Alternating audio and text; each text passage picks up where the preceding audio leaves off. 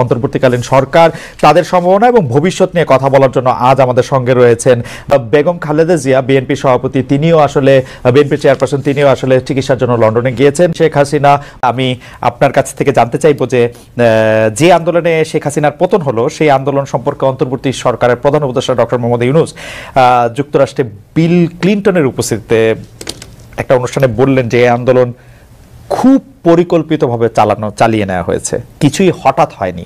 আমরা আপনার কাছে একটু জানতে চাইবো যে আপনার জ্ঞাতসারে কিংবা অজ্ঞাতে এই আন্দোলন কি শুরু থেকেই কোটার আড়ালে সরকার পতনের আন্দোলন ছিল? চক্রান্তটা শুরু হয়েছিল সেই 2022 সাল থেকেই। কিছুতে আমাকে ক্ষমতায় থাকতে দেবে না। আর বাংলাদেশ যখন উন্নত হয়ে গেছে, যারা এই সুদখোর ইউনূসের তো বহুদিনের লালায়িত স্বপ্ন। একমাত্র 5,500 কোটি বিজ্ঞানী যার কোনো আবিষ্কার নাই, জামা কাপড় দেখে মনে হচ্ছে যার দিনকাল খারাপ যাচ্ছে, আগের মতো আর আবিষ্কার করতে পারছে না। আওয়ামী লীগের জন্য ক্রমশ ছোট হয়ে আসা পৃথিবীতে নিজের ভবিষ্যৎ নিয়েও তার চেহারায় পড়েছে চরম উদ্বিগ্নতা। আপনি ঘরে থাকতে পারতেন না, হ্যাঁ, আর এখন আপনি ঘরে শুধু না মাঠে থেকে বীর দর্পে চাঁদাবাজি করছেন। এটা যদি আপনার বিষ মনে হয় তাহলে ঠিক আছে, জনগণও এই বিষ জানে কোনটা বিষ আর কোনটা মধু, ঠিক আছে। কিন্তু আপনি তো গত 15 বছর কিরকম ছিলেন? হ্যাঁ, ধরা যাক বিএনপির একদম নীতি নির্ধারণী পর্যায়ে নেতা কোর্টের চত্বরে দাঁড়িয়ে কেঁদেছে যে আমার ফ্যামিলি ধ্বংস হয়ে যাচ্ছে। আজকে উনি বলতেছেন যে চাঁদা তুলে আমরা ইউটিউবারদের চালিয়ে দেবো। তো এই কথাটা বলার জন্য কিন্তু গণঅভ্যুত্থান এসেছে। এখন এটাও আপনাদের কাছে বিষ মনে হতে পারে, অসুবিধা নাই। প্রফেসর ইউনূসকে 5 বছর চাই, এটা আপনাদের পদে থাকা দায়িত্বশীল অনেকে নাম ধরেই বলি, সার্জিস আলম ফেসবুকে স্ট্যাটাস দিয়েই বলেছিলেন। ফলে সার্জিস যখন এটা বলেন তখন আমরা জানি না আসলে আপনাদের মুখপাত্র। দর্শক, আজকে এমন একটি ভিডিও আপনাদের সামনে উপস্থাপন করতে যাচ্ছি যেটি দেখে অবাক হতে পারেন সকলেই। 25 বছর পর, দীর্ঘ 25 বছর পর আবারও লাইভ টক শোতে হাসিনা ও খালেদা একসাথে। সঙ্গে রয়েছেন খালেদ মহিউদ্দিন। এটা খালেদ মহিউদ্দিনের পক্ষেই সম্ভব। দুইটি দলের প্রধান নেত্রীদেরকে কি করে একটি টক শোতে নিয়ে আসলেন এবং সেখানে কি কি কথোপকথন হয়েছে। শেখ হাসিনা কাদেরকে দোষারোপ করছেন? খালেদা জিয়ার জন্য নতুন যে পথ দেখিয়ে দিয়েছেন শেখ হাসিনা। আগামীতে রাজনীতিতে শেখ হাসিনা আবারও ফিরতে চান, তবে সেটিকে বিএনপির পথ ধরে আজকের লাইভ টক শোটি শুনলে সেটি আপনাদের সকলের সামনে পরিষ্কার হয়ে যাবে। বিস্তারিত দেখতে থাকুন। এরকম নিত্য নতুন ভিডিও পেতে চ্যানেলটিকে সাবস্ক্রাইব করে পাশে রাখা বেল বাটনটি অন করে দিন, তাহলে প্রত্যেক মুহূর্তের আপডেট নিউজগুলো পৌঁছে যাবে আপনাদের কাছে। অন্তর্বর্তীকালীন সরকার তাদের সম্ভাবনা এবং ভবিষ্যৎ নিয়ে কথা বলার জন্য আজ আমাদের সঙ্গে রয়েছেন বেগম খালেদা জিয়া, বিএনপি সভাপতি। তিনিও আসলে বিএনপি চেয়ারপারসন, তিনিও আসলে চিকিৎসার জন্য লন্ডনে গিয়েছেন। শেখ হাসিনা, আমি আপনার কাছ থেকে জানতে চাইবো যে আন্দোলনে শেখ হাসিনার পতন হলো সেই আন্দোলন সম্পর্কে অন্তর্বর্তী সরকারের প্রধান উপদেষ্টা ডক্টর মোহাম্মদ ইউনূস যুক্তরাষ্ট্রে বিল ক্লিনটনের উপস্থিতিতে একটা অনুষ্ঠানে বললেন যে এই আন্দোলন খুব পরিকল্পিতভাবে চালিয়ে নেওয়া হয়েছে, কিছুই হঠাৎ হয়নি। আমরা আপনার কাছে একটু জানতে চাইবো যে আপনার জ্ঞাতসারে কিংবা অজ্ঞাতে এই আন্দোলন কি শুরু থেকেই কোটার আড়ালে সরকার পতনের আন্দোলন ছিল? চক্রান্তটা শুরু হয়েছিল সেই 2022 সাল থেকেই। কিছুতে আমাকে ক্ষমতায় থাকতে দেবে না। আর বাংলাদেশ যখন উন্নত হয়ে গেছে, যারা এই সুদখোর ইউনূসের তো বহুদিনের লালায়িত স্বপ্ন। আর তার মদতদাতা আজকে এটা প্রমাণিত, সেই ইউএসএইডের টাকা আর আমেরিকার মদত, পাকিস্তানি আইএসআইয়ের মদত, জঙ্গি, সন্ত্রাসী, খুনি এরা এবং গ্রেনেড হামলাকারী, বিডিআরে আমাদের সেনা সদস্যদের হত্যাকারী, এরাই হচ্ছে তার শক্তির আধার। তাদেরকে নিয়েই তার পথ চলা, যা আজকে প্রমাণিত সত্য। এবং আমি আরেকটি খবর আপনাদের দিতে চাই, দুর্নীতি দমন কমিশনে ইউনূসের বিরুদ্ধে একটা মামলা হয়েছে। আর শ্রমিকদের অর্থ আত্মসাতের জন্য শ্রমিকদের করা মামলায় শ্রমিক আদালতে ইউনূস কিন্তু সাজাপ্রাপ্ত আসামি। সে কিন্তু একটা কনভিক্টেড আসামি এবং সে চক্রান্ত করে, সন্ত্রাস করে, জঙ্গিবাদকে সহায় করে এবং অপপ্রচার চালিয়ে সে ক্ষমতাটা দখল করেছে। ক্ষমতা দখল করার সাথে সাথে কী করেছে? সে তার আগে থেকেও প্রচেষ্টা ছিল। ইউনূস সেন্টার নামে একটা জায়গা, আপনারা জানেন, গ্রামীণ ব্যাংকের একটা সম্পত্তি 11,000 স্কোয়ার ফিট বিনা পয়সা নিয়ে সেখানে তার ইউনূস সেন্টার, এবং এটা হচ্ছে একেবারে যত রকমের চক্রান্তের জায়গা। ইউনূস ক্ষমতায় যেয়ে কিন্তু নিজে ওই জায়গায় তার যে লোকরা বসা তাদেরকে দিয়ে সারা বাংলাদেশে সার্ভে করার নামে লোক নিয়োগ দিয়েছে। ঢাকা জেলার জন্য 40 জন, আর তাছাড়া সারা বাংলাদেশের জন্য তার প্রায় 80 থেকে 100 জনের টিম। বিভিন্ন জেলায় জেলায় তাদের দায়িত্ব, যেখানে সিটি কর্পোরেশন বা পৌরসভা আছে সেই জায়গার জন্য বেশি করে লোক নিয়োগ, এবং ইউনিয়ন পর্যায় পর্যন্ত সে লোক নিয়োগ দিয়েছে যাদেরকে সে টাকা দেয়। তাদের হাতে মোবাইল ফোন, একদম স্মার্টফোন, তাদের হাতে কম্পিউটার, এবং সমগ্র বাংলাদেশের সমস্ত তথ্য দিয়ে তারা পাঠায়।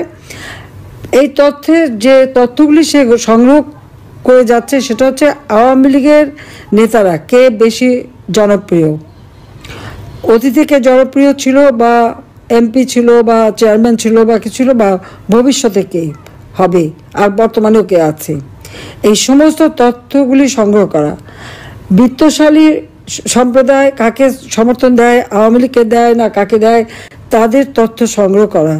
এবং আওয়ামী লীগ, বিএনপি, জাতীয় পার্টি, জামাত কার কোথায় কি অবস্থা, ভোটের কি অবস্থা, এই সমস্ত তথ্য সংগ্রহ করার জন্য তার কিন্তু এজেন্ট নিয়োগ করা আছে। এছাড়া সে যে বিশাল গুন্ডা বাহিনী পালে, 1000 মোটরসাইকেল তাদেরকে দেওয়া হয়েছে, এবং তাদের হাতে স্মার্টফোন, এবং কয়েকটা মাদ্রাসা, কিছু ইউনিভার্সিটি, 35টা কলেজ ইউনিভার্সিটির কিছু ছেলে মেয়েকে সে টাকা দিয়ে পেলে পুষে রাখে, এবং তাদেরকে দিয়ে যত অঘটনগুলি ঘটায়। এবং এটা যে তার একটা সেই মানে সূক্ষ্ম পরিকল্পনার ফসল, সেটা সে নিজেই বলে ফেলেছে বিল ক্লিন্টনের অনুষ্ঠানে। খুব খুশি মনে হাত বা নাচিয়ে বলল যে এটা এখানে ছাত্র না, জনতো না, এটা হচ্ছে তার ম্যাটিকুলাস ডিজাইন করা মাস্টার মাইন্ড দ্বারা এই এমন ঘটনা ঘটিয়েছে যে শেখ হাসিনাকে ক্ষমতা থেকে হটিয়ে সে অবৈধভাবে জোর করে ক্ষমতাটা দখল করে নিয়েছে, মানে ডাকাতি করে ক্ষমতা নেওয়া, এবং ক্ষমতা নেওয়ার পরই আওয়ামী লীগের উপরে যত রকমের অত্যাচার, আর এই অত্যাচারে আরও উৎসাহিত হয়ে বিএনপি আর জামাত তো আছেই। কারণ জামাতের কথা হচ্ছে আমরা যুদ্ধাপরাধীদের বিচার করেছি, যেখানে জিয়াউর রহমান যুদ্ধাপরাধীদের মন্ত্রী করেছিল, আর যারা সাজাপ্রাপ্ত আসামি তাদেরও ছেড়ে দিয়েছিল। গোলাম আজম পাকিস্তানি পাসপোর্ট নিয়ে পাকিস্তানে ছিল, তাকে আবার ফিরত এনেছিল, তাদের আমরা বিচার করেছি, কাজে সেই প্রতিশোধ দেবে। আর জাতির পিতা বঙ্গবন্ধু শেখ মুজিবুর রহমানের হত্যাকারীদেরকে জিয়াউর রহমান ইন্ডেমনিটি দিয়েছিল, দায় মুক্তি, তাদেরও বিচার করেছি। আজকে আপনারা দেখেন 7ই জুলাই 2024 সালে যে আন্দোলন, কই পুলিশ তো কিছু বলেনি আন্দোলনকারীদেরকে, আমরা তো কিছুই বলিনি, বরং তাদের সাথে আলোচনা করা, তাদের পাশে থাকা, মেয়েরা যখন পথে নেমেছে তাদের নিরাপত্তা, ওই মেয়েরা যখন স্লোগান দেয়। দর্শক, এতক্ষণ পর্যন্ত আপনারা শুনলেন খালেদ মহিউদ্দিনের সাথে লাইভ টক শো, যেখানে সাবেক প্রধানমন্ত্রী শেখ হাসিনা বাংলাদেশকে নিয়ে বিভিন্ন রকমের কথা বলেছেন, এবং ডক্টর ইউনূসের সম্পর্কে, ইউনূসের বিরুদ্ধে তার যে সকল অভিযোগ, সে সকল অভিযোগ তার বক্তব্যতে তিনি তুলে ধরেছেন। আপনাদের মতামত কি জানাবেন কমেন্টস বক্সে। আর এই নিয়ে বাংলাদেশি লাইভ টক শোতে কি কি আলোচনা হচ্ছে বিস্তারিত দেখুন এই ভিডিওতে। হ্যাঁ, আর এখন আপনি ঘরে শুধু না, মাঠে থেকে বীর দর্পে চাঁদাবাজি করছেন, এটা যদি আপনার বিষ মনে হয় তাহলে ঠিক আছে, জনগণ এই বিষ জানে কোনটা বিষ আর কোনটা মধু, ঠিক আছে। কিন্তু আপনি তো গত 15 বছর কিরকম ছিলেন? হ্যাঁ, ধরা যাক বিএনপির একদম নীতি নির্ধারণী পর্যায়ে নেতা কোর্টের চত্বরে দাঁড়িয়ে কেঁদেছে যে আমার ফ্যামিলি ধ্বংস হয়ে যাচ্ছে, আজকে উনি বলতেছেন যে চাঁদা তুলে আমরা ইউটিউবারদের চালিয়ে দেবো। তো এই কথাটা বলার জন্য কিন্তু গণঅভ্যুত্থান এসেছে। এখন এটাও আপনাদের কাছে বিষ মনে হতে পারে, অসুবিধা নাই। প্রফেসর ইউনূসকে 5 বছর চাই, এটা আপনাদের পদে থাকা দায়িত্বশীল অনেকে, নাম ধরেই বলি, সার্জিস আলম ফেসবুক স্ট্যাটাস দিয়েই বলেছিলেন। ফলে সার্জিস যখন এটা বলেন তখন আমরা জানি না আসলে আপনাদের মুখপাত্র যেটা বলেন সেটাই শুধু দলের বক্তব্য কিনা, এটাকে আপনিও একরকম সাপোর্টই করলেন। ফলে বোঝা যাচ্ছে যে মানে ব্যক্তিগতভাবে হয়তো সাপোর্ট করেছে, আমি বলছেন এটা এনসিপির সিদ্ধান্ত না, আমি সাপোর্ট করি, কিন্তু আপনারা অনেক ইস্যুতে আবার বিবৃতি দেন না। কিন্তু যেমন সেনাপ্রধানকে নিয়ে হাসনাতের যে কথা, সেটার বিবৃতি দেননি। আপনারা ধরেন বিএনপি নিয়ে যত বেশি কথা বলেন তত বেশি নিজেদের অফিস, নিজেদের খরচ, সেগুলো নিয়ে কথা বলতে চান না কেন? আমাদের অফিস, আমাদের খরচ নিয়ে এত বেশি চর্চা মিডিয়ায় হয়, এই কারণে আমাদের উপর এটা চাপটা কম। সে কারণে আমরা আরও যেগুলো ন্যাশনাল এজেন্ডা আছে সেগুলো নিয়ে কথা বলাটা প্রায়োরিটি মনে করি। কিন্তু যখন আমাদেরকে এগুলো আপনারা জিজ্ঞেস করেন তখন আমরা উত্তর দেওয়ার চেষ্টা করি, সেটা আপনাদের পছন্দ হয় কিনা বা কনভিন্সিং লাগে কিনা বা একই প্রশ্ন বারবার করার মধ্যে কোনো ব্যাপার আছে কিনা সেটা আমি জানি না। আমরা তো সার্জিসের কথা আমি কি একটু আগে আমি কি এটা বলেছি কিনা আমি জানি না, মানে এরকম শোনালো কিনা যে আমি বলেছি 5 বছর থাক ডক্টর ইউনূস, আমি বলিনি। আমি বলেছি যে এটা স্বতঃস্ফূর্তভাবে কেউ কেউ সামাজিক যোগাযোগ মাধ্যমে এরকম বলছে। কিছু মানুষ যদি 15 বছর যে ধরনের জাহেলিয়াতের মধ্যে মানুষ ছিল, এখন যদি কিছু মানুষের এরকম মনে হয়, এটা সামাজিক যোগাযোগ মাধ্যমে মনে হতেই পারে, কিন্তু পলিটিক্যাল রোডম্যাপটা তো এই সামাজিক যোগাযোগ মাধ্যম দেখে আমরা ঠিক করব না। আমাদের একটা সুনির্দিষ্ট রোডম্যাপ আছে, কি করতে হবে।